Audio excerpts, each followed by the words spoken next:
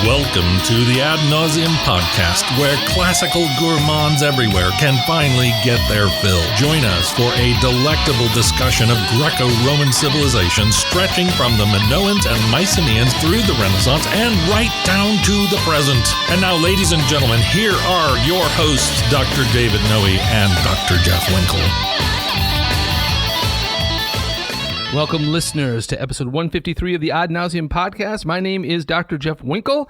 I'm down here in the bunker with my good friend and co-host, Dr. David Noe. Dave, how you feeling this night? I'm doing pretty well. We're back in the evening climbs, aren't we? Yes, we are. Yeah.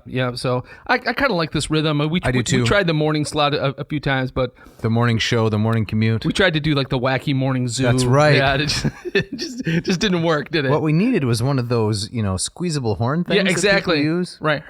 We didn't have one of those. An array of like ridiculous sound effects. Right. Well, I mean, if we can find that. Also needed a weather guy. You need a weather guy. Yeah, it's complicated. It's a big production. It is, yeah. But you're feeling well, Jeff? Yeah, Feeling I'm doing all right. Summer classes going along? Yeah, just fine. Nothing to really complain about. Okay. Except for the heat, the humidity. Oh, we've had a lot of that. Yeah, I don't want to be the grumpy old man complaining about the weather, but that's where we're headed, though, both of us, let's be honest. It's a little swampy out there. I don't mind, though. I mean, as long as the sleeping is comfortable, which you can make it so by fans and ACs and so forth. Yes. Yeah. Endless cold washcloths, I suppose. Right. So, yeah, exactly. So, I mean, I don't. As long as I can sleep, I don't mind the heat during the day. Yeah, I'm more or less with you. I like relaxing on my front porch with my wife. And, that's correct. And seeing the neighbors and talking to people. But man, there are some hours of the day where that sun comes in. It's unbearable. It bakes you. It puts me back on the streets of Rome in the summer. Oh yeah, you spent a summer there, right? I did. Trajan's Column. Yes, I loved it. But man, the heat killed me. Yeah, it's really something. Speaking of summers, yes, it was 2021. Okay, are we going back? A little bit. Okay. I was just putting mind to this. Mrs. Noe and I were on our 25th anniversary trip, and we went to Vegas. Nice. True story. And we did some gaming, playing craps like High Point and New York and Die Rich and Crapless Craps. And it's true. And I did my research. And games like Hazard, Banca Francesca, and Sick Bow. Well, these are all like casino games? These are all, casino games. But somewhere along the way, I started losing. Oh, no. A lot. And I couldn't really find out why. It almost felt like I wasn't really playing at all, that I wasn't in it, so to speak. So I called one of those gambling hotlines. Oh, you felt like you were like in trouble? That's right. Okay. 1-800-GAMBLER, and Kenny Rogers picked up. What in the world? But he wasn't selling chicken. And then Kenny, in a Houston drawl, said, "Of man's first disobedience and the fruit of that forbidden tree, whose mortal taste brought death into the world and all our woe. With loss of Eden, till one greater man restore us and regain the blissful seat. Sing heavenly muse that on the secret top of Oreb or of Sinai didst inspire. That shepherd who first taught the chosen seed in the beginning how the heavens and earth rose out of chaos. Or if Zion Hill, and so on." Kenny Rogers said this? Yeah, long quote. And then I realized why I was losing. I wasn't really rolling those white cubes with the black dots at all. What were you doing? I couldn't even locate them. In fact, I hadn't seen them in weeks. I couldn't find them. And then I realized, thanks to Kenny, that it was a paradise lost.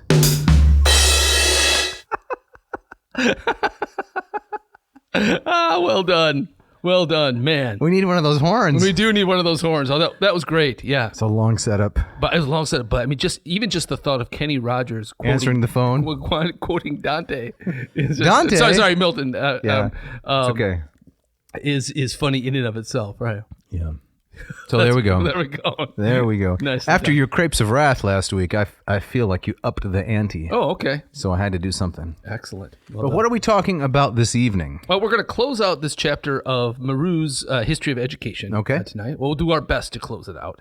And we're in the middle of his section on Hellenistic education. Yes, chapter 2 of the second part of the book. It's a massive tome. It is a big tome. We had Paideia, and showing that the system of education was established during the Hellenistic era. Yep. Say 323, death of Alexander, until Actium 31. But then this chapter is not about Paideia, the concept, but about the establishment of the Hellenistic educational institutions. Right, and he focuses in particular on what's called the ephebia. Right. This system of education that's for young men, kind of roughly in their late teens, that he finds examples of all over the so-called Hellenistic world after Alexander. Yeah. So we want to tell the listener, who Marrou is. I mean, we don't have to go through all these details each time. Yeah, well, fill us in. Who was this guy? H.I. Marrou, born in November 1904 in Marseille, and died in April 1977. French historian, describes himself as a Christian humanist. This is his magnum opus, one of the first, if not the first individuals to synthesize the entire system of ancient education. So you can know something about ancient education, but he puts it all together in a nice, neat little package, you might say. Yes. Taking us from the very beginning, the conflict between the warrior culture of Homer and the scribe. Yep. And all the way down to the end of Antiquity. Right. And we'll get there someday. Yes, we will. Right. So this is a multi-parter. That's right. Yep. So I think our plan is we're going to finish up this chapter and then maybe take a break. Yes. Do a few episodes on other topics. That's right. But we will definitely come back and to finish this tome. Yeah, there seems to be a good response to this.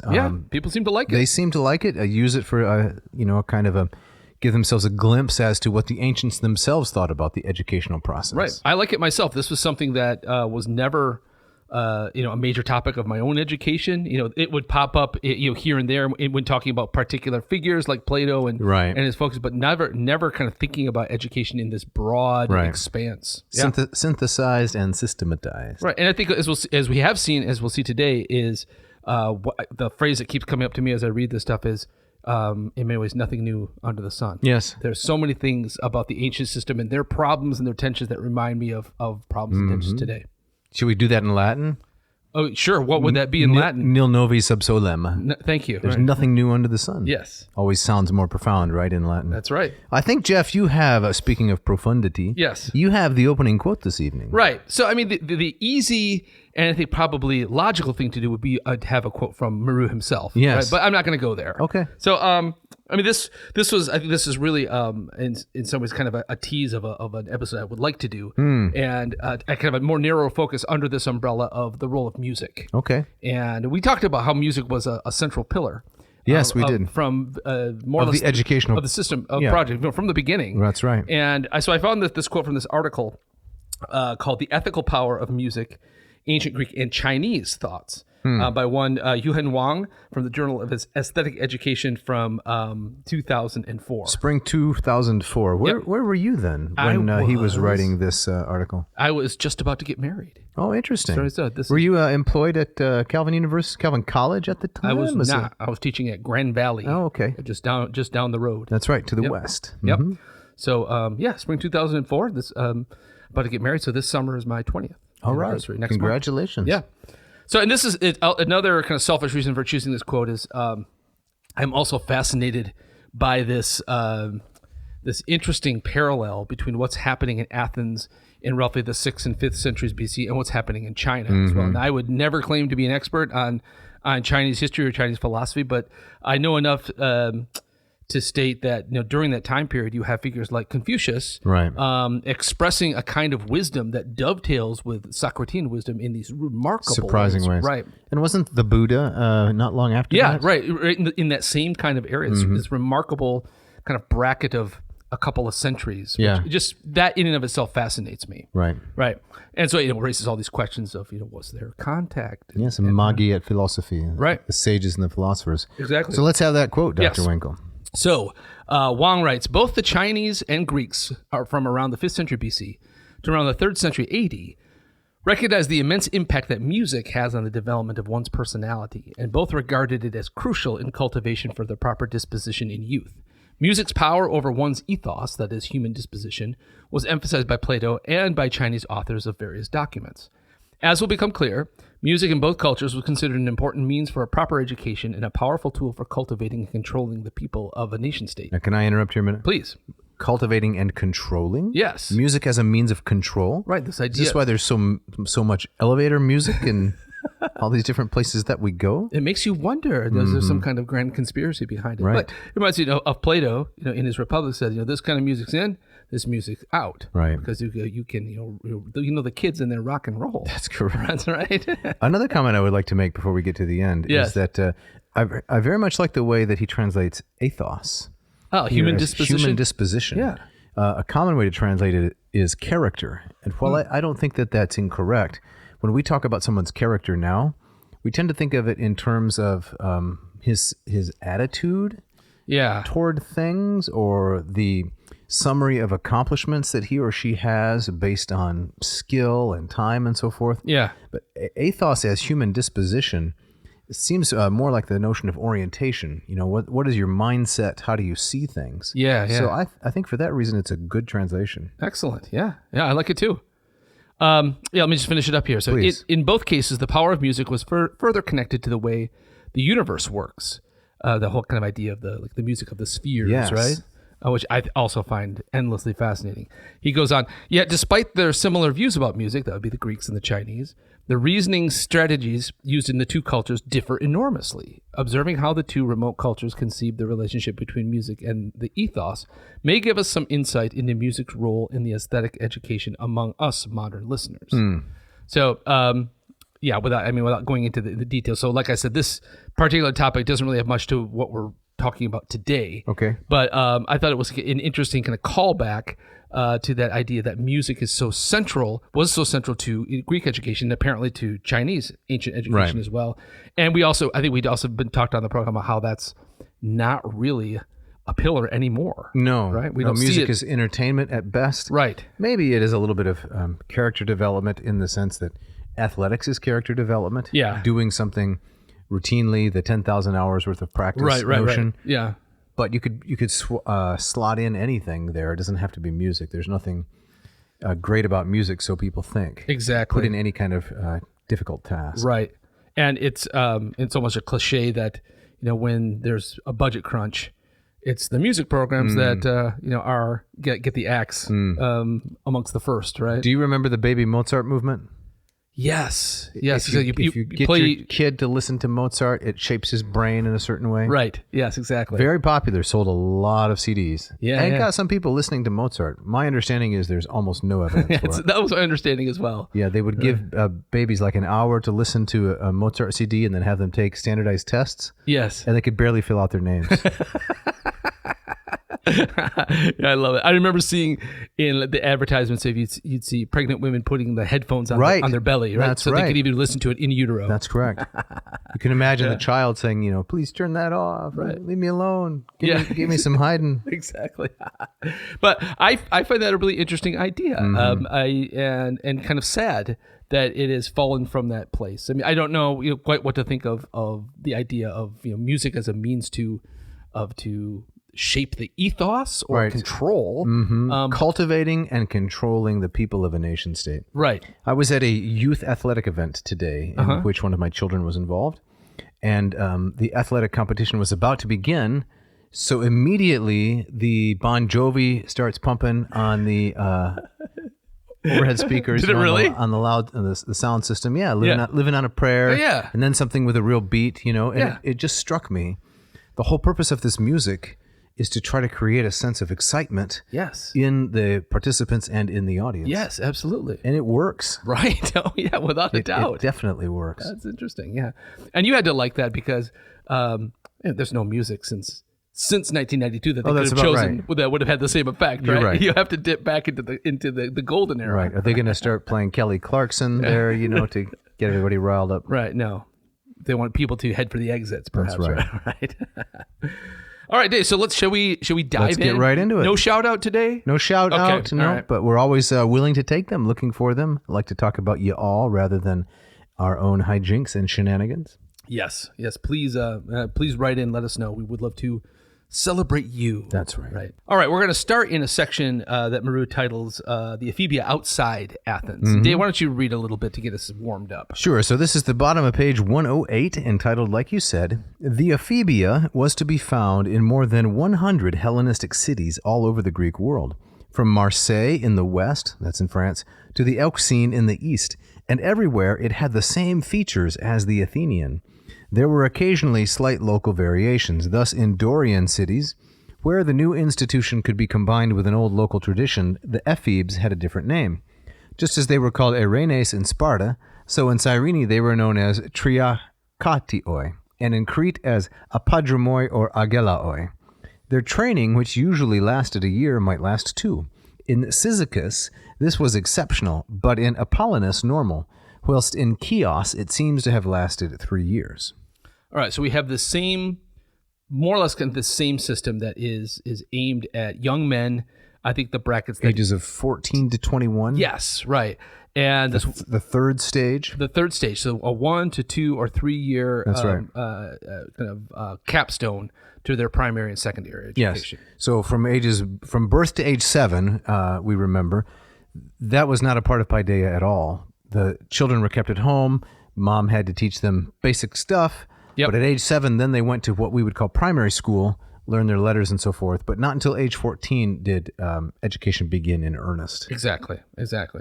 Right. So the ephebia was all over. It was all over the place. But Athens, despite the Macedonian conquest, right. and Athens in many ways past her prime in terms Definitely. of her moment on the stage politically, but as an intellectual capital, right. it maintains that gleam throughout the Roman era, mm-hmm. and so it becomes the model for all of these things throughout the vast territories, and gave all these Greek-speaking children a similar experience. Yes. That's really remarkable. It is. It puts me in mind of something like Sesame Street. Yeah. Barney the Purple Dinosaur. I didn't really watch much of either of those. No. My kids didn't consume them a lot either. Right. But kind of universal, right? Yeah. And at least in America, a shared common experience for right. all of these little ones, right? Yeah, exactly. Right. And so there's this interesting tension going on, Marrou points out, is that there's a lot of similarities. Right. I mean, he's just talked about how, there are differences. These things had different names. It could be 1, 2, or 3 years. But there are a lot of the hallmarks of the old education going way back to Athens that were still visible. But there are some significant shifts happening where there's a move away from the idea that education should be for everyone and supports it can be broad civic good for the entire populace, right. to something more capping your education meant you were becoming one of the elite. It's now more aristocratic than it is democratic. Yes. Yeah.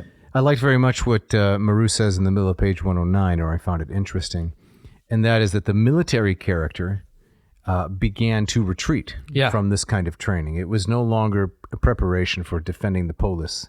Instead, he says, the Hellenistic ephebia had become aristocratic rather than civic, sporting rather than military. Mm-hmm. So you were cultivating, even if you were a person from the lower classes, you were cultivating the kinds of things that the upper classes did, but not with the aim of serving your polis in that project. Right. And also, I thought this was quite interesting. Is Marrou makes the argument that the ephebia was very much geared towards putting up a boundary against barbarism. Right. It was about defining who was Greek and who was not. So the barbarians are all those who cannot speak Greek. Yes. Right. At a bare minimum. Right. And so the kind of the breaking down of previous boundaries made by the Alexandrian conquest. Right.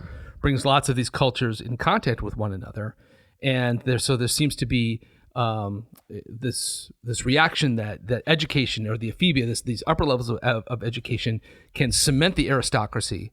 And as Marrou puts it, the point was largely to preserve a Greek way of life, right, and to show that I am not barbarians are over there, and over here we are the true Greeks. Because we're participating in the ephebia. Yeah. We're getting a Greek aristocratic education. Right. We're studying Homer. We're doing this by means of literature, the Isocratean idea, from previous episodes. Literature itself is an education, says Isocrates. Right. Math is downplayed. Athletic things fade into the distance a little bit. Yep, exactly. Or if there are athletics, the focus is no longer on training for war. Right. Marrou talks about how there were many of these. It's more cornhole and jarts and things lots of jarts. Yeah. Right. But he talks about how while many elites did go on to have a military career, is what increasingly starts to happen is in terms of at least staffing the army, they are drawing from mercenaries from the lower classes of Greeks. And so the sports that they're doing as part of the ephebia are kind of playing at military maneuvers. And it's about cultivating not a life as a soldier, but cultivating a life of sport. Interesting. And being good at those kinds of sports is a kind of elitist excellence, arete all its own. Yeah. Can you read a little bit of the bottom of 109 there? Sure. Where he's talking about Roman Egypt. I think the sentence begins, "This can be clearly seen." Yes, this can be clearly seen in Roman Egypt, where the process that had begun in the time of the Ptolemies reached its full development. There, the ephebia had become an official institution, part of the new municipal organization, and its function was to initiate young Greeks into the life of sport, which was the only thing that would make them truly civilized and set them apart from the natives, the Aegyptioi, Copts, who were despised as barbarians. For this reason, it began when they were 14 on the threshold of adolescence. But even though, as seems likely, the ephebia in the strict sense lasted only 1 year, they felt its effects for the rest of their lives. 10 or 14 years later, they would still be grouped together as old boys of the same class. It was only as members of a privileged aristocracy that in official declarations certain Greeks were able to have the words "old gymnasium boys" put after their names and their sons' names. Interesting. That's interesting, but it strikes me... Sport, but it also strikes me as very modern. Yeah. Right? And maybe not so much anymore. Maybe this is fading, but the way that many people look back on their college days. Absolutely. The way that people make friends in the dorms that become... Or in high school, in sporting activities. Sure, exactly. Didn't Bruce Springsteen write a song about this? Yeah, kind of glory days. That's right. That's right. Kind of lamenting that one no longer lives in those times. That's right. Right. And they were never as good experiencing them as they are remembering them. Yes, right. And one was never as gifted athletically or as successful as one remembers oneself. Yes. Just speaking abstractly, not getting personal. Right. But there is really something about that. Mm-hmm. Absolutely. They must not have been playing golf, though, or tennis. You know why? Because if you start at age 14, there's no hope of ever competing successfully. In the sport? In the sport, well, you got to start when you're 2. Yes, 2 or 3. Right. These are such difficult sports. You play any golf? No, I hate golf. Tennis? No, I hate that one too. You hate them both? Yes. Well, hate is a strong word. No, it's just never, I never liked it. Yeah. Yeah, but the other sports, I think the barrier to entry is a little bit lower. Yeah. So they must have been doing something that wasn't too complicated if you could start at 14 and still have a glory day. I guess so. I mean, when I one of the things I wrote in the margins here was when it talked about kind of the life of the sport, kind of the two sports that jumped to mind were actually tennis and polo. Oh, you said polo. Well, I mean, those are two sports that I tend to kind of associate with the upper crust. Yes. Right? You know, tennis. Anyone? It's you go to the country club to play some tennis or have some finger sandwiches. Right. But that's an interesting point that you're making, because you're making quite the opposite point. Right. Right. But no, not necessarily. Namely that in order to play tennis, right, it was a leisure sport. So you wouldn't start as a young child. I see what you're saying. Unless you came from wealth. Right. Because you'd be out digging potatoes or something like that. Yes, exactly. Just to make a living. Exactly. Yeah. And then Marrou also, he cites evidence that parents even recognize at an early age for their children how essential that these clubs were. Mm-hmm. And so they're already kind of wrangling to get their boys in the proper clubs by the time they reach age 14, but when they're 3, 4, 5, 6, 7 years old. Yeah. Right? I think maybe baseball used to serve some of this civic function. America's pastime. What is baseball's slogan? Mm-hmm. America's pastime, uniquely American game. Yes. Every major city had its team or teams, right? And the rivalries were intense. And politics even took a backseat to sports. Yes. It seems to me. Right. I don't know if American football holds that spot now. I don't think so. I don't think there is any kind of sense of shared sports participation. Maybe the Olympics. But even that one, I think, has debased. It kind of has a stink on it. You're but right. I mean, just like you were talking about the stink of performance-enhancing drugs. Yeah, well, that kind of thing, and also rhythmic gymnastics. The jumping. You really love to pile on rhythmic gymnastics, jumping around while don't you? twirling ribbons. Hey, I wonder what our Greek forefathers would have thought of that. Right. But you mentioned baseball, so a slight digression apropos of very little. Since we were so much on track before. I'm currently reading a book by Eric Larson. Do you know him? I don't. Popular historian.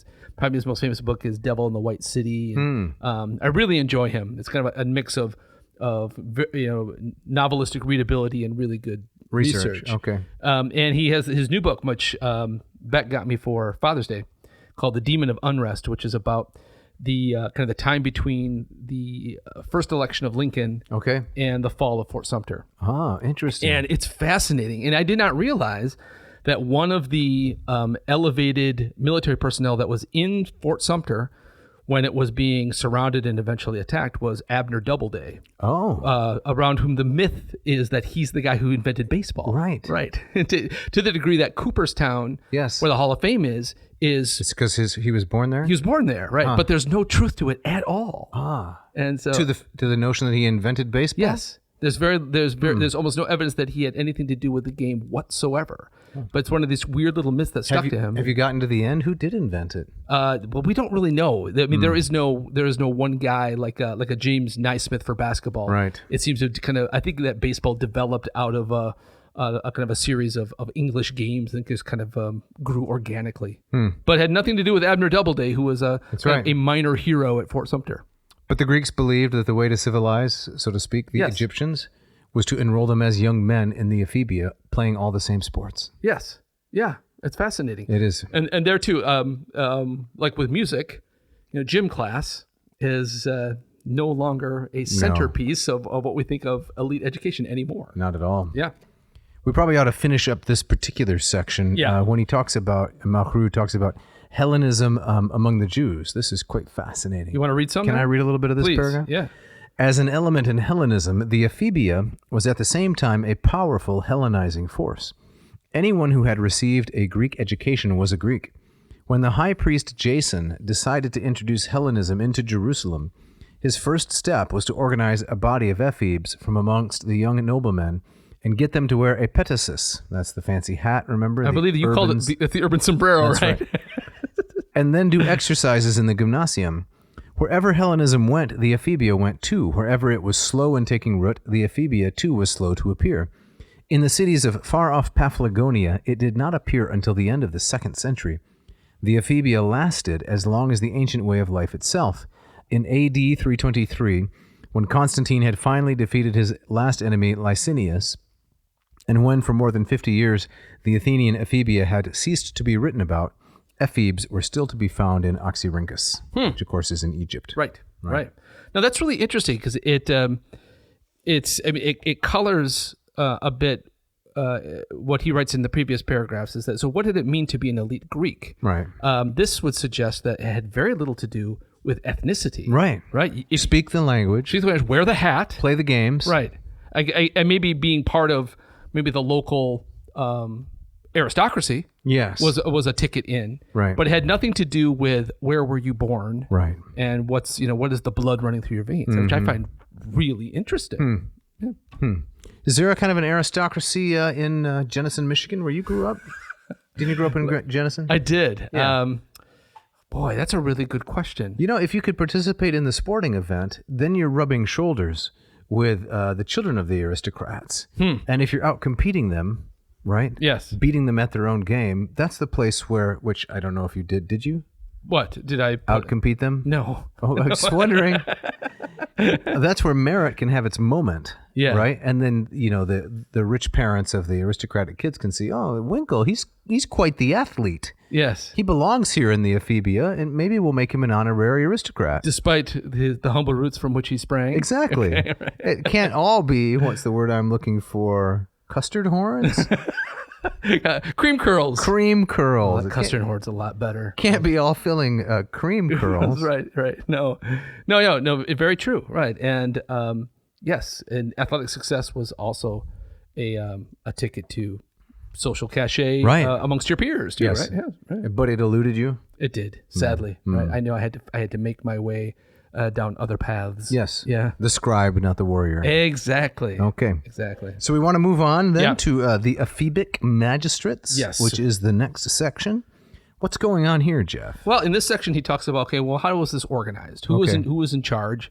And what role did the state play in overseeing this? So we know what the ephebia is. It's this so-called franchised version of Athenian education. Right.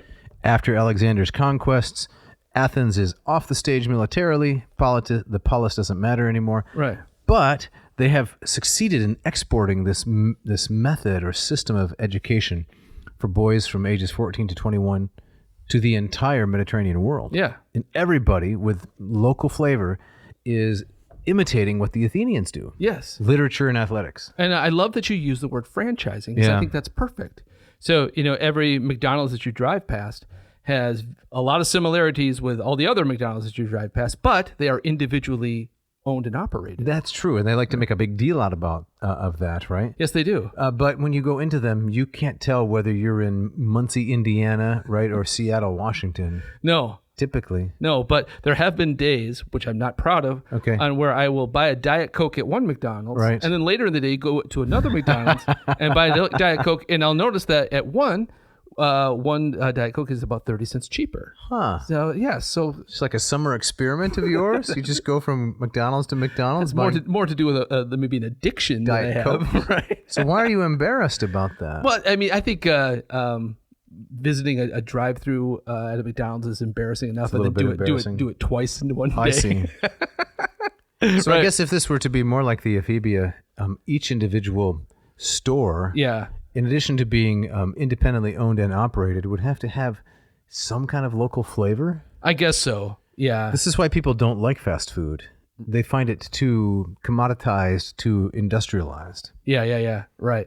So, it's maybe a McDonald's where in one part of town they might throw some like tacos on the menu. Right. The Mc burrito. Yeah, the McRib was popular for a while. I remember the McRib. Right. Mm-hmm. So a good analogy, but maybe not perfect to kind of to tease this out. Also, the Athenians weren't making any money on it. Right. Yeah, exactly. They were, however, getting lasting fame. And this goes back to the speech of Pericles, the funeral oration of Pericles in Thucydides' history, right? Yeah. Wherein Pericles says Greece is the education of the world and Athens is the education of Greece. Yes. And by extension, I'm the leader of Athens. So knowledge flows from me. From me, right, exactly.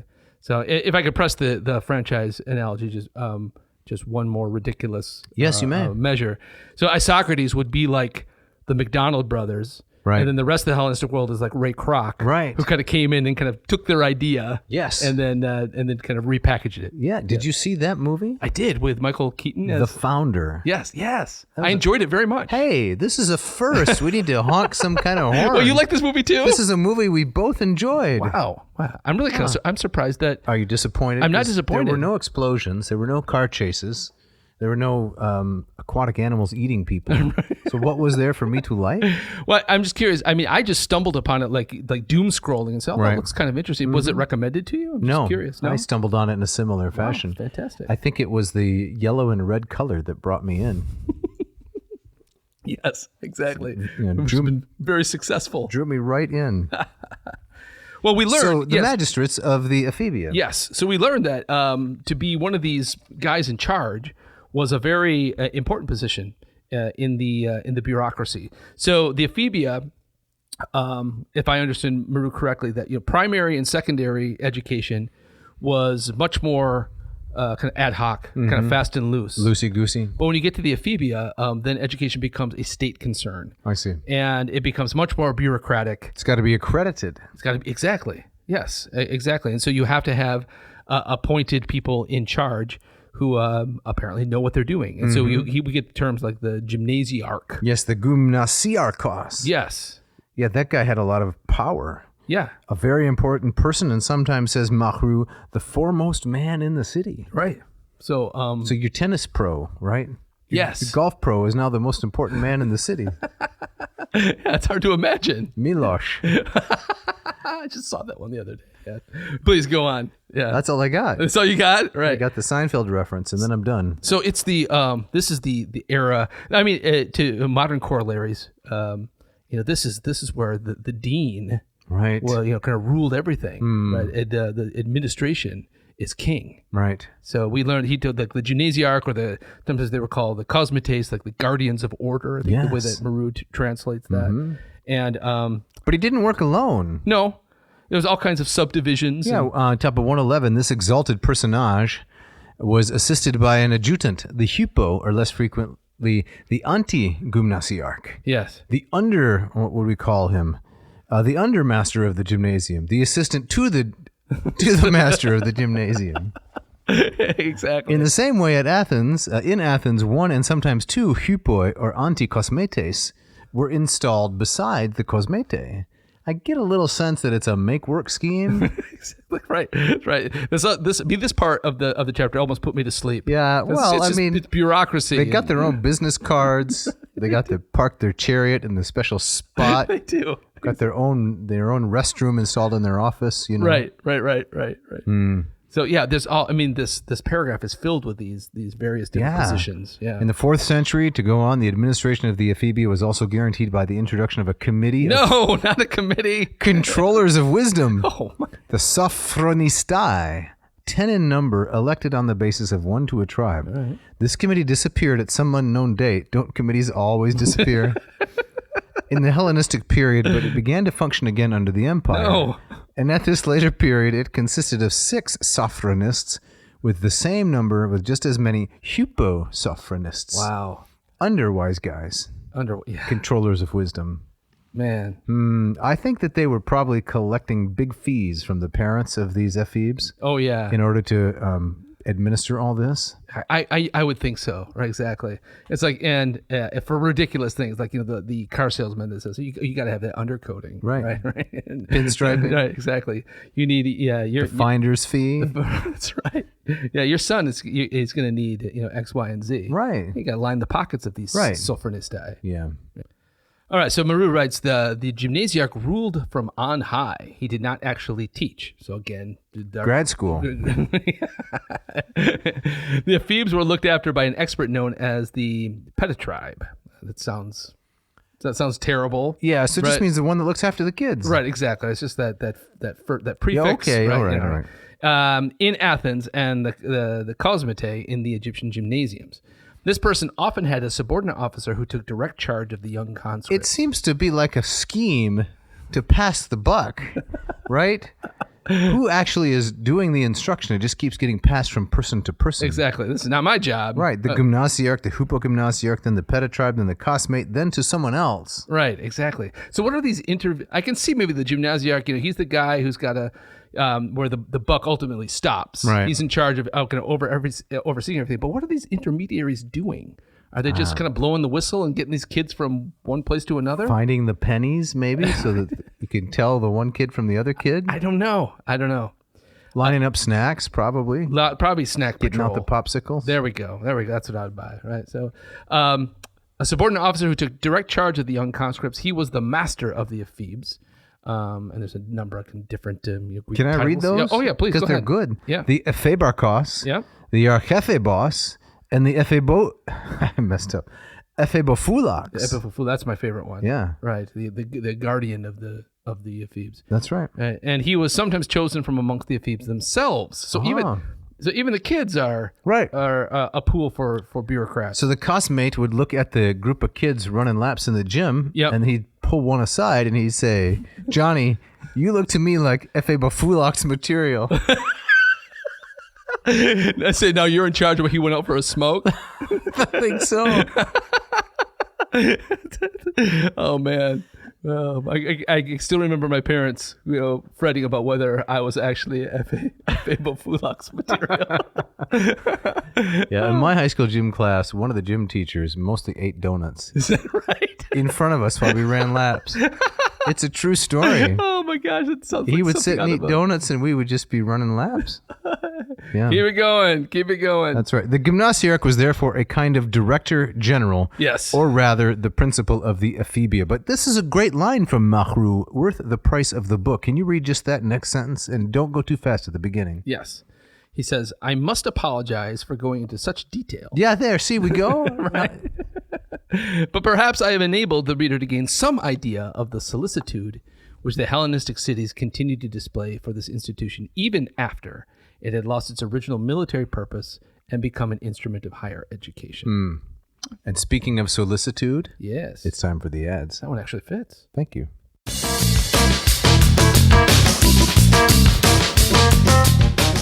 This episode of Ad Nauseam is brought to you by Ratio Coffee. At ratiocoffee.com, listeners, you can find these magnificent, sleek wonderful machines, these pour-over machines that will brew the perfect cup of coffee every single morning. If you're a regular listener, you know that we've been talking about it for years now. And Dave and I have waxed eloquent about That's right. The ratio 6, and now we both have the ratio 8. Dave, talk to us a little bit about these machines and why you love them. Sure. Well, you remember that a couple weeks ago, you brought me by your ratio 6 very generously so I could re-gift it to someone else. So I was in the process of cleaning it up and took it apart a little bit. Remarkably easy to clean. Not that it needs that much cleaning. Got it all done, but I didn't think I had the cord. Oh, yes. So what I did was I used my ratio 8 so I could pass this along to a friend. Yeah. Because it works with the 6. But then guess what? What? I didn't have a cord for myself. You can't do that? So for almost a week, I have been doing pour over the old-fashioned way. Really? I'm using the ratio setup. I've got the hulking flagon, the tankard, and I got the little cone and such. Yeah. I put my grounds in there, but then I'm doing the pouring myself. Actual manual pour. That's right. With my arm, I push the button, but nothing happens. Right. Because there's no cord, but it's just nostalgia kind of. I have to push that button, Of course. Morning. Right. The coffee's okay, but I really miss the convenience and the ritual of bloom, brew, and it's ready. Exactly. Yeah, it's wonderful. As you mentioned, I think one of the things I like about is in some ways how simple these absolute these simplicity. machines are. Yeah, it's a push up a button, and when you do remove parts to do some cleanup, it's amazing just again how simple. That's right. The machine is. And pass this along to a friend, and I got a text from that person, and they said, "You're going to like this." Yeah. The first batch is done, and the reviews are in. Yes. 5 stars, no brackish tang. Excellent. Yeah, that made me feel really good. Look at how our nonsense has permeated the minds of at least a few. Right. Now, I'm sure many listeners who've heard us talk about the 6 and 8 say that sounds great, but it's a little bit too rich for my blood. We're excited to announce coming soon the ratio 4. That's right. Which is going to be a game changer. I would say it's as easy as pods, but so much better. Okay. Do you ever wonder, Jeff, what the convenience of a Keurig really costs? It's crossed my mind. Okay, so on average, it's $33 to $50 per pound, depending on the roaster. And what do you get for that? You get mediocre coffee. Okay. Yeah. How is it brewed? It's brewed with haste and waste at the forefront into throwaway plastic pods. And so Ratio has come up with a better way. And so Mark says, buy fresh from your local roaster and have the 4 brew up a cup. The taste will be monumentally better. Right. So meet the Ratio 4, the first affordable and beautiful half-batch pour-over coffee machine. The 4 is Ratio's smallest brewer yet, an agile, sleek machine that puts out between 5 and 20 ounces of coffee per batch. So it's just random. You hit this button and you get what you get? You can dial it in. I see. Right. Enough for 1 or 2 reasonably sized cups or 1 big travel mug. That's correct. So no more pods, no more, poking the thing on the top and the marsupods that they sell with a little bit of Joey in every sip. Yes, ridiculous. No, this is a better way to go. It's still got the still brews with the bloom cycle in about 4 minutes or less. It's going to take up less countertop real estate and much more affordable. I'm convinced, Jeff, this is going to make a Ratio a household name. Yes, I'm so excited for this to come out, and hopefully we can do some kind of promotional deal. Absolutely. Maybe a giveaway, so stay tuned for that. But in the meantime, that's right. Do yourself a favor, visit ratiocoffee.com. Check out what they got there. If you want one of the 6s, you want one of the 8s, click it into your grocery basket. And Dave, what's our coupon code? The coupon code for the month of June is ANCOA and then 8. So ANCOA 8. Do we know what the A stands for? I do not know what the A stands for. I'm Anonymity? Anonymity. You buy one and we'll never know about it. Perfect. The Ratio 6 simulates a skilled barista pour-over process, and I was not skilled, by the way, precisely metering water flow through both the bloom and the brew phases. All of the taste. Yes, and none of the work. That's Check right. it out.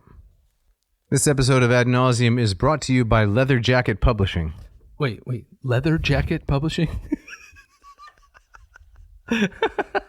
Yeah, you haven't heard of them? Is this a new sponsor for us? It's a new sponsor. Okay. What kind of books do they? Books by Fonzie. Yes. Books by Pinky Tuscadero. Pinky Tuscadero. And Leather Tuscadero as well? Yes. Yes, right.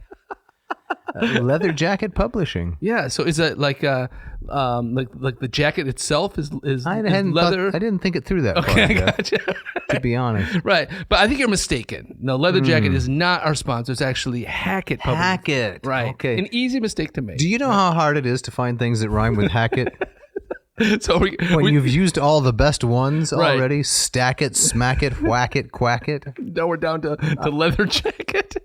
I'm running out. Yeah, right. So maybe it's best to turn to Should we turn it our off? actual sponsor. Okay. Yeah, sorry. Hackett Publishing, with offices in Cambridge, Ma, and Indianapolis Inn, have been in business for 53 years, if I'm not mistaken. Incredible. 54 almost. Yes, exactly. And what have they been bringing to a mass audience? They have been bringing affordable, attractive, and incredibly well done translations of works from the classical world, along with all kinds of different academic tones on various topics across the humanities, Islamic studies, East Asian, philosophy, South American. If you're interested in any of that, Hackett will have something for you. Absolutely. As we've said many times, we love it. They will do multiple translations of the same work, so you can get the variety within one publisher. It's just something you don't see all that often out there. That's right. And Hackett does it very well, and they are keeping the flame alive. That's right. A lot of people complain about the degradation of education. Kids aren't reading the classics anymore. They're not learning and interested, or maybe adults, can't get the education that our grandparents got. And I don't know if that's true, but why curse the darkness when, you can whistle a tune by buying some of these volumes from Hackett and reading them? Yes. So check out hackettpublishing.com. That's HACKETT publishing.com. Scroll through their immense catalog. You're going to like what you see. And what you can do is then find the books that you want, click them over into your little satchel, and then type in this coupon code AN2024, and that will get you two incredible things, 20% off. And what else, Dave? Free shipping. Indeed. Check it out.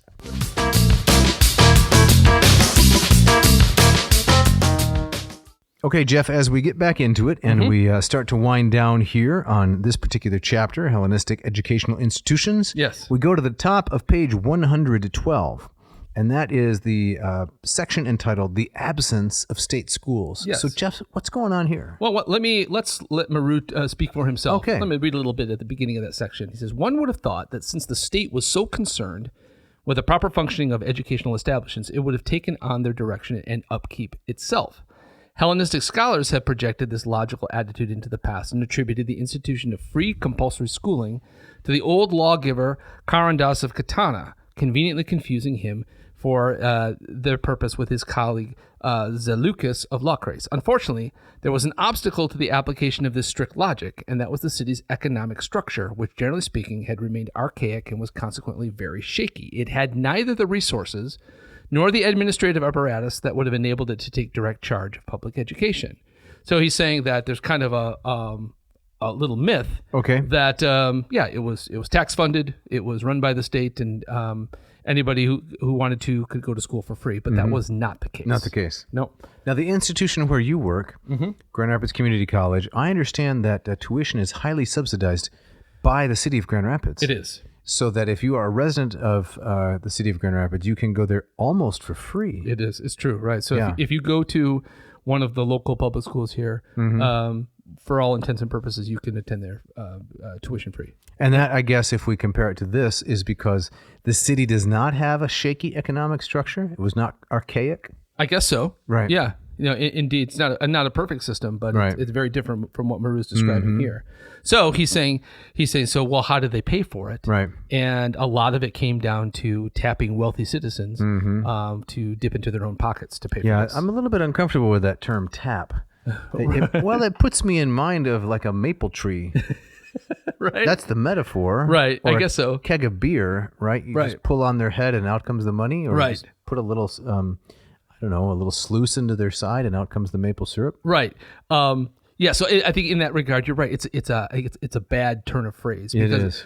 Marrou is making the argument is that these people were not strong armed into doing this, but it was considered civic honor. It was considered a civic honor, noblesse oblige, to do this kind of thing. Well, that was very nice, Jeff, because Marrou is a Frenchman. Oh wow, that's really good. Thank you. People do say I'm tapped out. Right. You're right.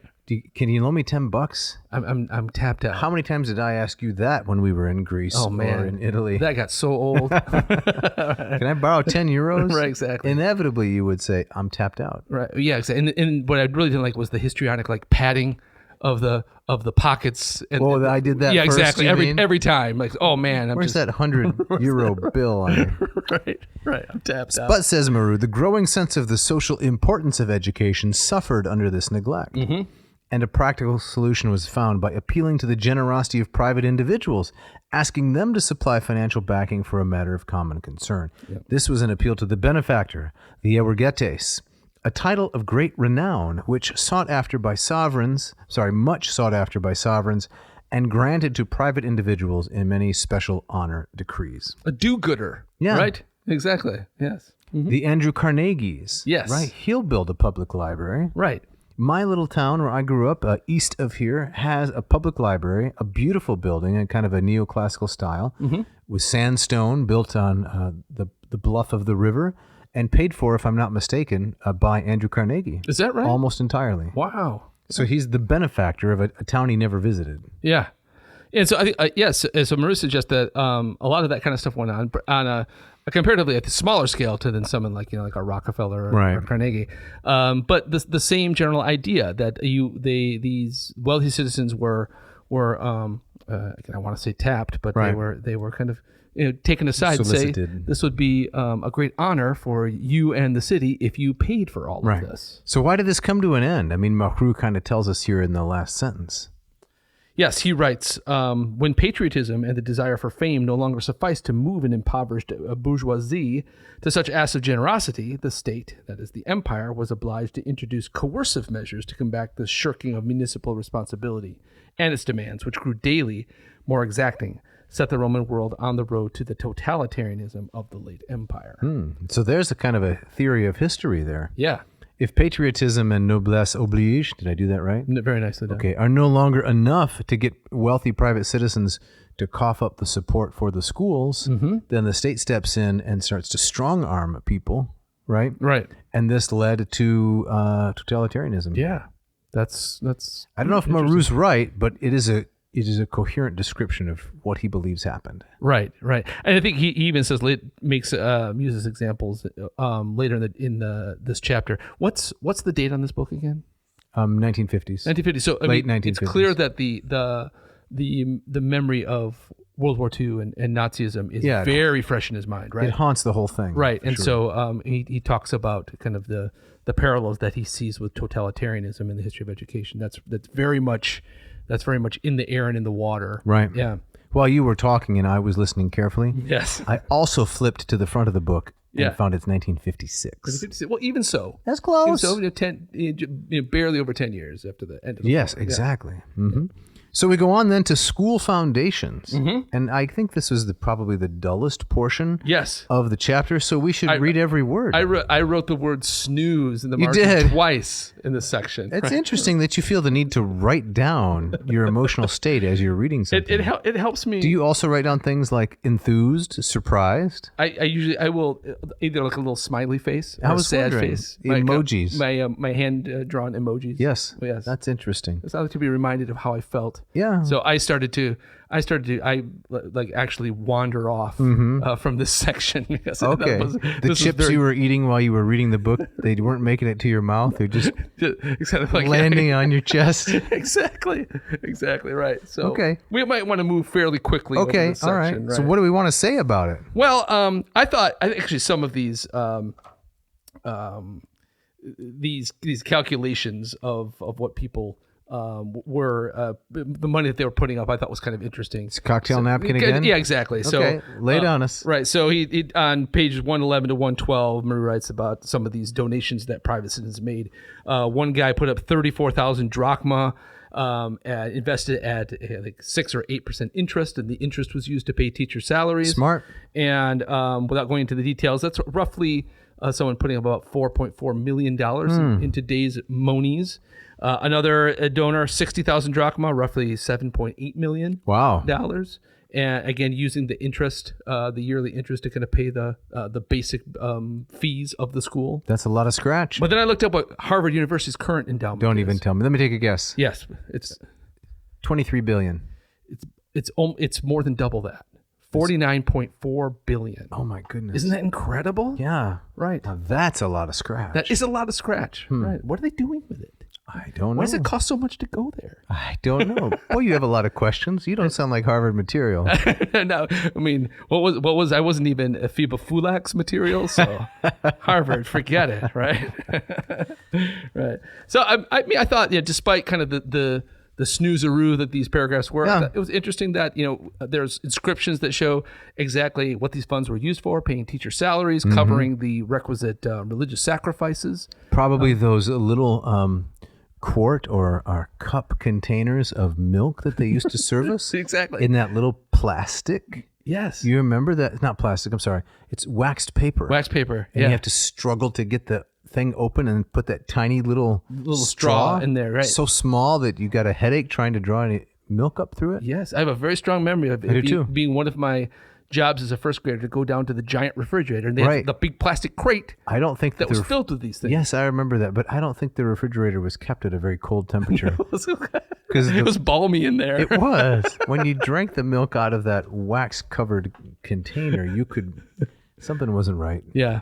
Exactly. We needed a benefactor to pay for a better refrigerator. Totally, exactly right. So we move on then to private schools. Yes. 114. However that may be, says Marrou, in our account of school institutions, pride of place must undoubtedly go to the private schools, which functioned on a strictly commercial basis, the teacher receiving fees from his pupils. Right.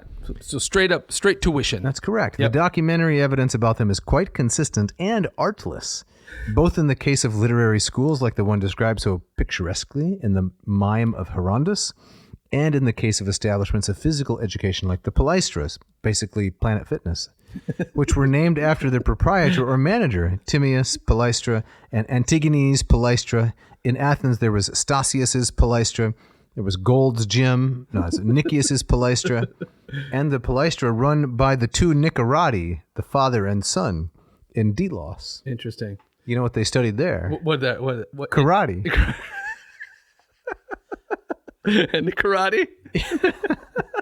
You can just see the ads. Oh. This reminds me of the building in which my office is and where I teach most of my classes. Right. There was a few years ago, there was a very wealthy local benefactor who put up the money for the refurbishment of the whole building. Nice. And his only requirement was that his name be in giant blue letters at the top of the building. Right. Okay. And which is a wonderful gift. Right. And it's a great facility.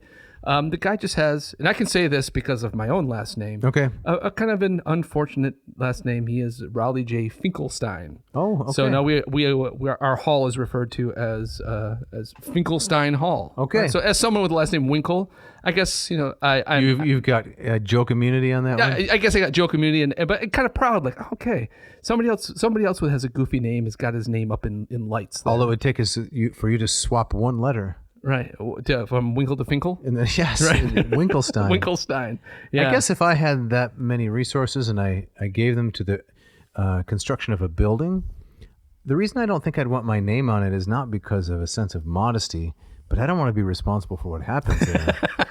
Yeah. I don't want to be associated with whatever goes on inside the building. Right. Well, Marrou talks about how, I think in a similar fashion, is that for a lot of these wealthy benefactors, it was the money, and it was civic pride, but that didn't mean that they were on the board of trustees. No, they had no control. Right. And so like Mr. Finkelstein, I've never gotten a note from Mr. Finkelstein complaining about what I've been teaching. Okay. He donated the money. He's got his name on the building. And that's it. But I think you're right, though. You don't have him on speed dial? Like Fink, this is Wink. Oh, that'd be beautiful. But I think you're right, though. I don't know how many people are aware of that, but if there was some scandal at GRCC, when people say, well, what's Mr. Finkelstein? Right. What is he? What his name's on the building? Yeah, exactly. His hands are dirty. Correct. Right, yeah. So we got two brief sections before we put this chapter to rest. Yes. Liturgies and maintenance foundations, and then the games and the festivals official sanction. Yes. So what's going on in this penultimate section?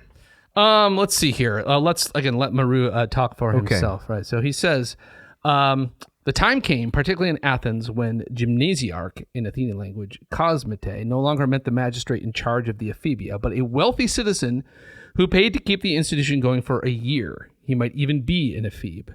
Even when the gymnasiarch was an actual magistrate, the liturgical element was not necessarily absent by any means. Theoretically, the city allotted him a fixed sum, but it was an understood thing that it relied upon him to add any extras that were necessary out of his own pocket. So this is our Finkelstein. Yeah. Right.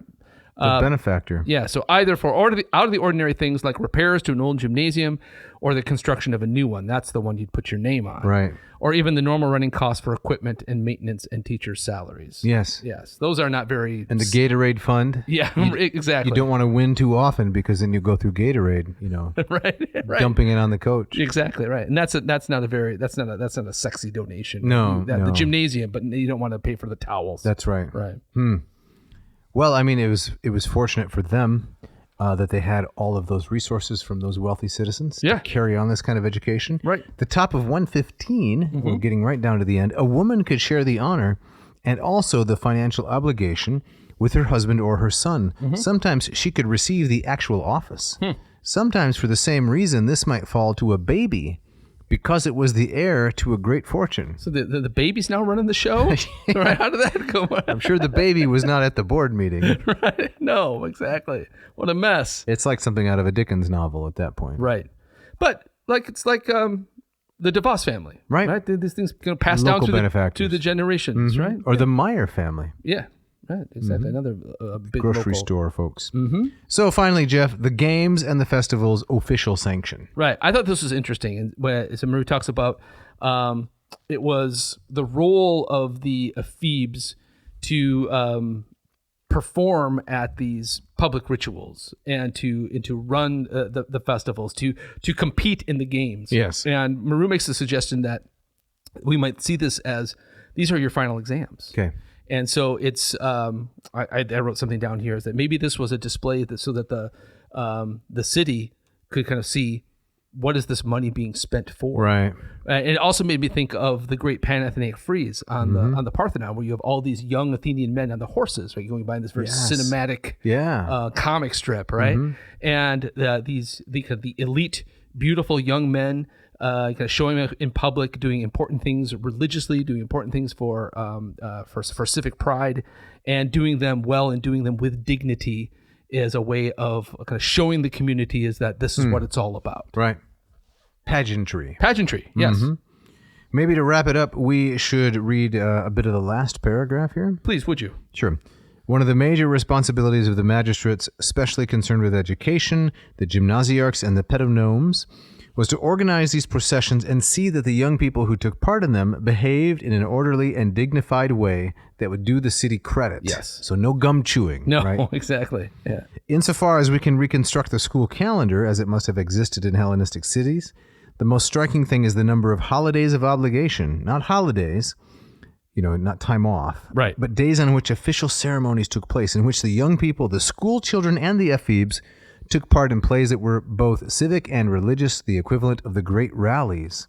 And now he swerves toward his memory of World War II. The great rallies, which have been reintroduced in our own day by the various totalitarianisms. Which I thought was kind of a big dark note. It's a very dark note, and it's kind of a big old matzo ball hanging out there. You're right. What? Because it's the end of the chapter. Right, where are you going with this? Right? I think what he is suggesting, and I don't know if he's writing from a sense of hurt as a survivor of all of the Nazism and the fascism and so forth. Yeah. As well as the Vichy French. Yeah. But he seems to be suggesting behind all of this stuff there was a lot of coercion. Yeah. And it wasn't all pleasant. The ephebia served a dark purpose. Right. I mean, I think he's referencing. We're supposed to think of Nuremberg. Correct. Right? Yeah. It's I just thought that was a kind of a curveball at the end, but that's. I mean, so you mean it's both a curveball and a matzo ball? Exactly. It's a matzo ball thrown, spinning. Yeah, exactly. But I also thought that detail when he talks about holidays of obligation. This isn't like the school choir you are performing at the winter Christmas concert, and that's it. No, there were Get out in March. There were tons of these things. Correct. Right, and so And march and keep step and show that the benefactor spent his money wisely, and you're learning literature, and you can recite Plato, and you know your Homer. Right. It's more like a school play, but with lots of pressure. Lots of pressure, and it's you're showing the public, reminding them who the elites are. Right. Yeah. Well, Jeff, that wraps it up. Yes, indeed. I think we need to get out of here for no particular reason. No reason at all. Okay. So before we go, let's talk about a couple things. Yes, let's do Dave, that. I'm sure some of our audience out there would love to learn some Greek and would love to learn some Latin, and you have a way for them to do this. I can help for sure. The Moss method for Greek will take you from neophyte to erudite. That is correct. If you know little or no Greek, I can help you learn a lot of Greek in a relatively short amount of time and also painlessly. I have a number of students who have studied Greek in other settings, and while I don't want to speak ill of others, I can say this with great confidence.